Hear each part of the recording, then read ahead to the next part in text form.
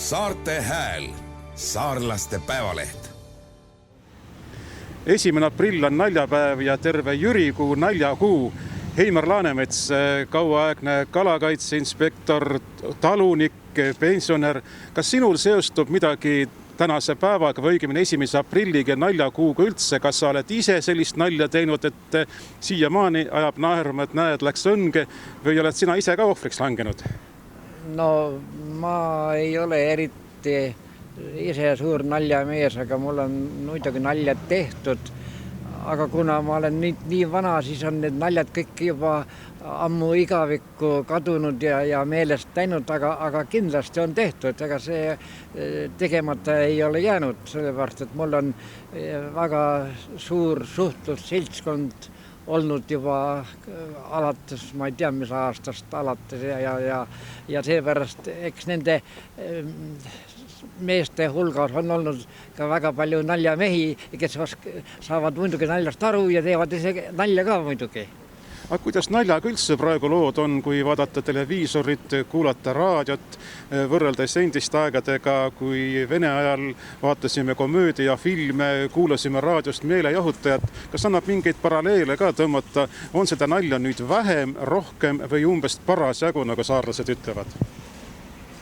Noh, kui võrrelda selle kuulsa nõukogude aega, siis tol ajal oli neid asju tunduvalt rohkem, mille üle sai nalja visata, sellepärast, et neid hädasid ja puudus oli niivõrd palju. Praegu nagu tundub, et ei ole objekti, mille kallal niruda või isegi nalja heita. Selles on väike vahe muidugi olemas. No, me ei jõudnud veel mikrofoni lahti teha, kui sa ütlesid, et olid täna ka kuulnud ühe asja kellegi käest, et mis päev täna on ja mis päev homme on, räägi ise edasi.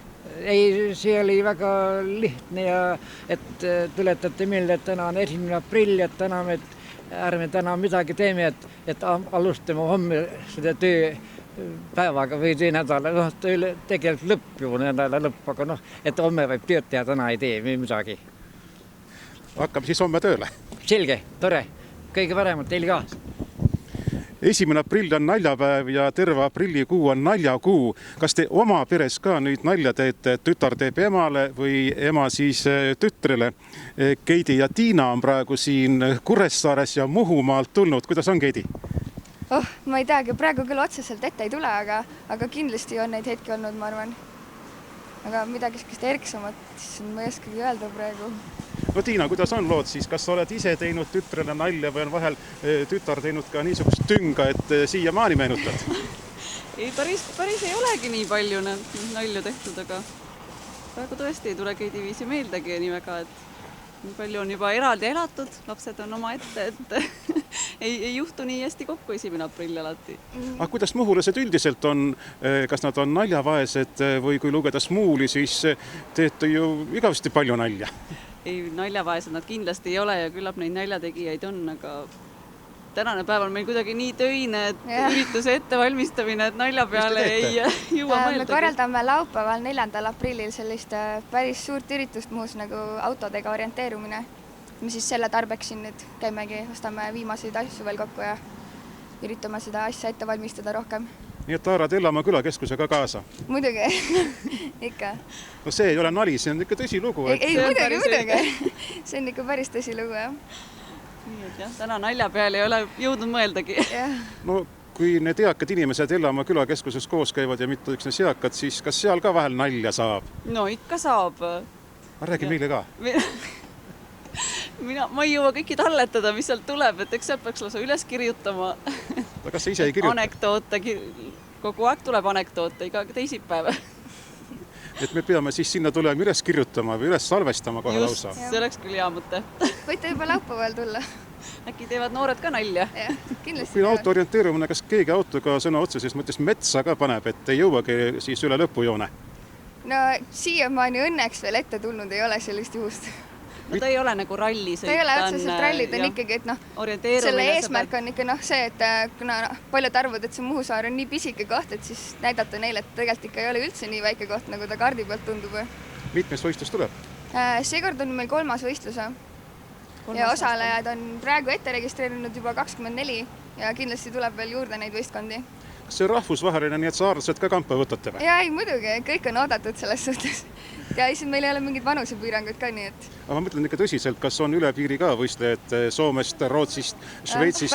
Päris nii suureks meil see asi veel läinud ei ole, aga eks neid mandrit on tulnud ja Saaremaalt ja Muhust ja... Nii et eestlased, muhulased ja saarlased omavahel? Jah, just. Nael kummi! Aitäh! 1. aprill on naljapäev ja terve aprillikuu on naljakuu. Teie, Raivo Paju, olete kaugsõidu autojuht. No kui kaugelt te praegu siis tulite siia? Maksime ette Kuressaarde? No Kuressaares siin on kodu ja nüüd on nädal kodus oldud, et kaugelt Soomest. Kaugsõidu autojuhtid on naljamehed ja nendega ikka midagi juhtub, midagi koomilist, vahel midagi kentsakat. Kas midagi meenub ka oma pikkadelt reisidelt? Eks need juhtumid on nii palju, et kõik ei suuda meeles pidadagi nende pikkade aastate jooksul. Kas abikas on praegu kõrval? Tütar. Siis ei tohigi kõik jutt ära rääkida vist? Tohib ikka, aga neid peab meelde tuletama, sellest võib raamatu kirjutada. Ja et on midagi sellist ikka juhtunud ka, et kui tuletad meelde ja mida võiks raamatusse kirja panna?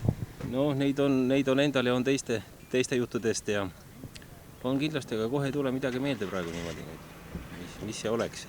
No me tuleme järgmisel aastal 1. aprillil uuesti siia, siis tulge ka ja siis kirjutage üles oma asjad, nii et siis saame juba pikemalt rääkida. Aga täna ei ole teile keegi nalja teinud? Täna ei ole. Ja ise ka ei ole teinud kahjuks.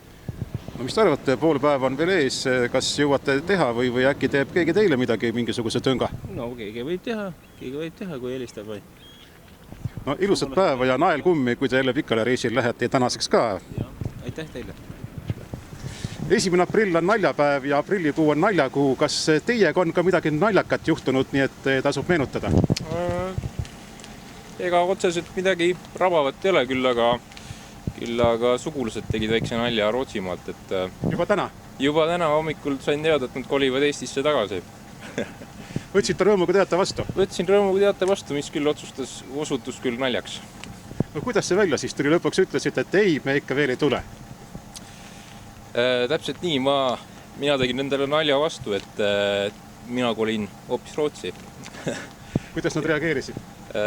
Nad reageerisid rõõmuga ja siis lõpuks tuli välja, et meil mõlemal naljapäev. No, naljapäev ongi, aga mis te arvate, kas praegu elus juhtub ka nalja? No, ei pruugi olla 1. aprill, ei pruugi olla naljakuu, aga tervikuna, mille üle mõnikord, kui mõtiskled, siis võtab naeru näole?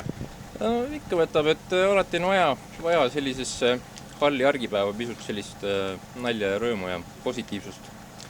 Et 1. aprill on just selleks sobib paslik päev. No räägime juttu siin Omniva pakiautomaatide juures, ega ta Omnivas tööl ei ole? Kahjuks ei ole. Te käisite lihtsalt pakki toomas? Käisin pakki viimas ja pakki toomas. Et naljapakiga tegu ei ole? Ma loodan, et ei ole. Loodan, et on päris õiged pakid. Aitäh! Aitäh! Arvuti ja spordimees Tiit Tilk, kes sa nüüd tegelikult rohkem olla tahaksid? Tegelikult ma tahaksin olla Eestimaa parandaja, eriti seda, mis puudutab maaelu.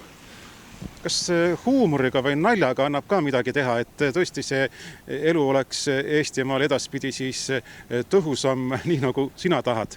No küllap ta ikka kannab, sellepärast, et kui need muresid ikkagi näed võimalikult palju, et siis nali on ikkagi ju see, mis peaks neid natuke maandada saama. No räägime juttu naljapäeval ja aprillikuu on naljakuu. Mida see sinu jaoks tähendab? Kas sa seostad endaga ka kuidagi? Oled ise kellelegi nalja teinud või sulle on tehtud sellist tõnga, et eluaeg meenutad? Aga see ei ole ju mu jaoks tähtis, nii et see kuu on ikkagi nagu kõik tavalised kuud ja oma eripäradega sõltuvalt looduse ringkäigust, aga mis puudutab seda naljapäeva, et see ei oma mu jaoks mingit tähendust. Viimasel ajal pigem kipun ära unustama. Järelikult Eestimaal saab praegu vist üldse vähe nalja ja inimene ju rõõgastub siis, kui nalja saab, kui naerda saab, kui tunneb mõnu heast komöödiast või millestki muust taolisest. Jah, tahaks ikka tihedamini, sagedamini laulda seda Ruja laulu, et viimasel ajal saab Eestimaal alati palju nalja.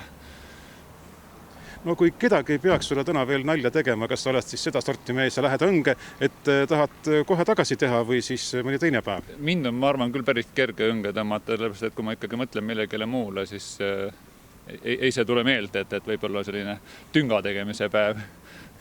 No kas sa oled ka selline mees, et ilmtingimata pead vastu tegema midagi, et oleks asi tasakaalus? Noh, ma olen juba piisavalt oma vastustes väljendanud, et ei ole see minu jaoks mingisugune eriline päev ja ei ole mina mingi kellegile teisele tünga tegija.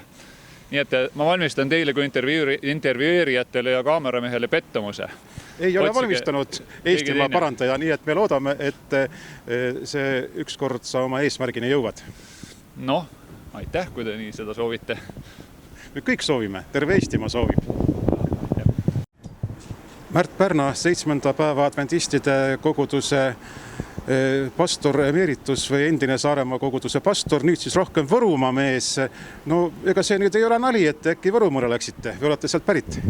Ei, see ei ole tõesti aprillinali. See on tegelikult nii, et suurema osa aastast ma olen siiski Võrus. Talvitun siin ja suvel lähen ikka, nagu öeldakse, lõunasse.